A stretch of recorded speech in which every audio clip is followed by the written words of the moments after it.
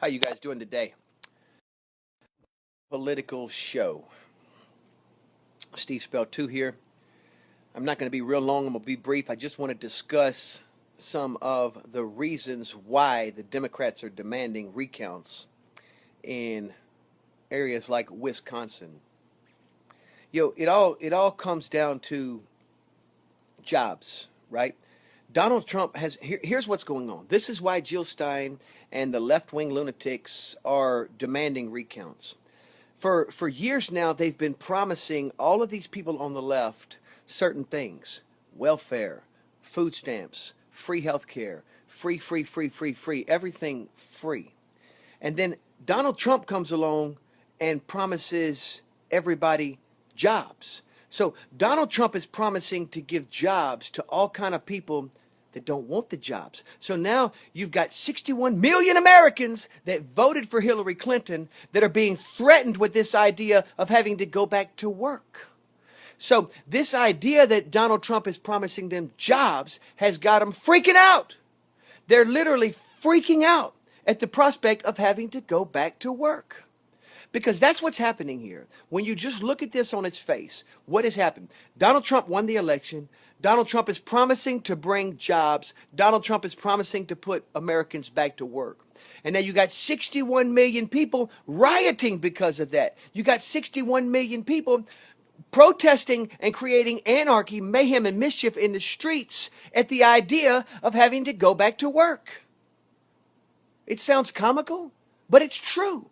It's the truth. These people don't want jobs. They don't want the promise of a better America. They're freeloaders, and they're dangerous. They're most certainly dangerous. How you guys doing? Welcome to my show. It's Steve Spell 2 here. If you're just joining me, hello Lindsay, hello Marilyn. So we have to ask ourselves, what is the remedy for this? What is the remedy for this? I guess the only way to we just got to move forward, right? But this is uncharted territory for the other half of Americans that voted for Donald Trump, because we voted for jobs. We voted for the economy. Did anybody see the stock market? Look at the Dow Jones right now. It's up 68, another 68 points. 19,158 is what it's at right now. This is the highest the stock market has ever been, and it's all because we no longer face uncertainty in the job market. We know that Donald Trump is fixing to put people back to work. That's a given. And so we see the stock market just surging. They're calling it the Trump rally, and in the stock market. And that is a good thing. So we have 61 million Americans, just because all of us, it's incumbent upon all of us to try to fix this. To try to fix this anger for the 61 million people that did not love this country enough to vote for Donald Trump. So we have to first figure out why they're mad, okay? They're mad because Donald Trump is promising to put them to work. They're pissed off about that. And so there may be no help. What we have to try to do moving forward is we've got to try. No, it's true. It's true, Teresa. Think about it. What has Donald Trump promised? He's promised jobs. And these 61 million people are freaking out about that. I mean, just think about it, just like that, Teresa. Donald Trump has promised jobs, and 61 million people are freaking out about it. If we keep it that simple, then it really isn't complicated moving forward. These people do not want, they're scared of having to go to work. They're scared of having to leave their homes and actually work for a living. They don't want jobs. They want anarchy. They want mayhem and mischief. That's what they want. That's what they want. So, and they're not in the mainstream of this country, Teresa. And we see that now. That liberalism is not mainstream in America. And so moving forward now, Jill Stein is demanding recounts, and she's raising all of this money. $7 million. They moved their budget to $7 million. This is the most expensive recount known to man. It kind of makes you question. What's up, Carl? Thanks for joining. It makes you question why in the world it costs so much money to do a recount. Remember, this isn't the first time. This is the second time around. So you would think that it's streamlined and it's a lot cheaper. But no, this is the most expensive recount we've ever witnessed. And it's ironic. So the left, Jill Stein, Hillary Clinton, what's up, Lynn? They've been promising certain things to 60 plus million Americans. And now they're not able to deliver on those promises because they were defeated. They were utterly annihilated. The left got eviscerated on election day. And so now they're faced with the prospect of having to tell 61 million people. Jill Stein has to tell 61 million people. Hillary Clinton has to tell 61 million people. George Soros has to tell 61 million people that they got to go to work. And so these 61 million people are freaking out. They're literally freaking out at the prospect of having to get a job. And that's where we're at. So I don't know how you fix this. I don't know how you fix this. There's got to be a way, but my gut is telling me that we are not safe right now. We are not safe in this country. As long as you've got 61 million people who do not love this country enough to say, I want to go to work, then it's a dangerous situation. And so I just want to tell these people on the left, I want to tell Jill Stein and George Soros and Hillary Clinton, go and tell your people that a job is not necessarily a bad thing. It's not the end of the world. George Soros, just put a memo out. I know you know people that can type a memorandum. George Soros, just put a memorandum out there that says a job is not the end of the world. That's it. That's it. And I'll put one out, but mine is not going to be that nice. Mine is just not. Mine is not going to be. Get a job, fool. That's my memorandum. Get your ass to work, son. That's my memorandum. But George Soros, you can be a lot nicer about it and say, look, it's not the end of the world if Donald Trump makes you get a job. It's really not. I mean, I'm a single parent. I have to work for a living. It's hard to find a job out here. It's very, very, very difficult to find work right now in South Louisiana. I mean, I'm living it. I'm living it out here. It's difficult to find a work. We've got the job. Number one, we went through the historical floods recently. We went through the historical floods, and I'm a painter by trade, and I can tell you. Here's a tip. Here's a tip for anybody in the fake news media that would want to follow up and just go investigate what I'm talking about. Right? You go out into the neighborhoods that were impacted by the floods, the great floods of Louisiana. We have 162,000 structures destroyed due to flooding in Louisiana. Okay, right? And there's a reconstruction effort going on, a rebuilding. A rebuilding of Louisiana is underway, right? And here's the gospel. Here's my reporting. When you go out into these neighborhoods, 80% of the work is being done by Hispanics, being done by Mexicans, being done by non-English speaking immigrants. 80%. Huge numbers. Just go out in the neighborhoods and look. Huge numbers of immigrants, illegal or not, I don't know, doing the work. So this idea that illegal immigrants are only going to come here and take the jobs that Americans don't want is absolutely false. That is a myth. That is absolutely false.